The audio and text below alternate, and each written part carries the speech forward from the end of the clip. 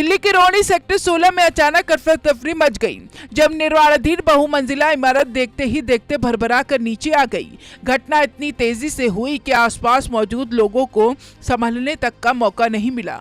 तेज धमाके की आवाज सुनते ही लोग घरों से बाहर निकल आए। धूल का गुबार पूरे इलाके में फैल गया। किसी को समझ नहीं आया कि आखिर कुछ सेकंड पहले खड़ी इमारत अचानक जमीन पर कैसे आ गई। शुरुआती जानकारी मिलते ही पुलिस कंट्रोल रूम को सूचना दी गई। कुछ ही मिनटों में दमकल की गाड़ियां, दिल्ली पुलिस और राहत एजेंसियां की टीमें मौके पर पहुंची। स्थानीय लोगों ने भी बिना समय गंवाए मलबा हटाना शुरू कर दिया क्योंकि अंदर से मदद की आवाजें लगातार सुनाई दे रही थी। हादसे के बाद राहत अभियान युद्ध स्तर पर शुरू कर दिया गया। एनडीआरएफ की टीम ने मौके पर पहुंचकर पूरे इलाके को घेरा, जेसीबी मशीन लगाई, लेकिन मलबा इतना भारी था कि बचाव कार्य बेहद सावधानी पूर्वक से करना पड़ा।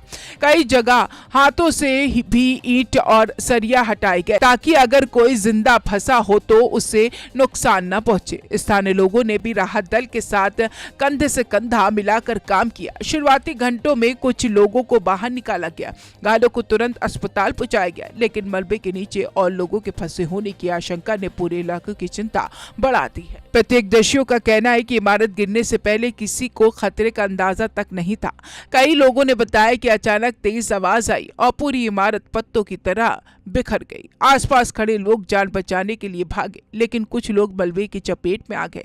हादसे के बाद पूरे इलाके में दहशत का माहौल है। अब सबसे बड़ा सवाल यह है कि आखिर यह हादसा हुआ कैसे? क्या लगातार हो रही बारिश इसकी वजह बनी या सिर्फ निर्माण के दौरान सुरक्षा नियमों की अनदेखी हुई है? फिलहाल अधिकारियों ने किसी एक वजह की पुष्टि नहीं की है। जांच एजेंसियां निर्माण की गुणवत्ता, नक्शे, मंजूरी और इस्तेमाल की गई सामग्री की जांच कर रही है।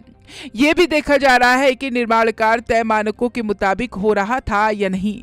अगर कहीं लापरवाही सामने आती है तो जिम्मेदार लोगों पर कार्रवाई तय मानी जा रही है। दिल्ली में पिछले कुछ समय से लगातार बारिश हो रही है और कई इलाकों में जलमग्न जैसी स्थिति देखी जा रही है। ऐसे में पुरानी और निर्माणाधीन भवनों की सुरक्षा पर भी सवाल उठने लगे।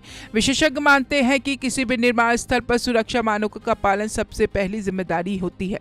अगर निर्माण के दौरान गुणवत्ता से समझौता किया जाए तो सुरक्षा नियमों को नजरअंदाज किया जाए तो ऐसा हादसा कभी भी हो सकता है। यही वजह है कि अब लोग जानना चाहते हैं कि रोहिणी हादसा केवल एक दुर्घटना था या किसी बड़ी लापरवाही का नतीजा। फिलहाल राहत और बचाव अभियान पूरा होने के बाद जांच रिपोर्ट का इंतजार है। ये रिपोर्ट बताएगी कि आखिर इस हादसे का असली कारण क्या था। लेकिन एक बात साफ है कि कुछ ही सेकंड में एक इमारत का मलबा बन जाना केवल एक खबर नहीं बल्कि पूरे सिस्टम के लिए चेतावनी है।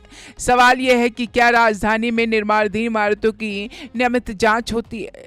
क्या सुरक्षा मानकों का पालन कराया जाता है? और अगर नहीं तो अगला हादसा कहां होगा? क्योंकि हर बार मलबे से सिर्फ ईंटें नहीं निकलती, कई परिवारों की उम्मीदें भी दब जाती हैं।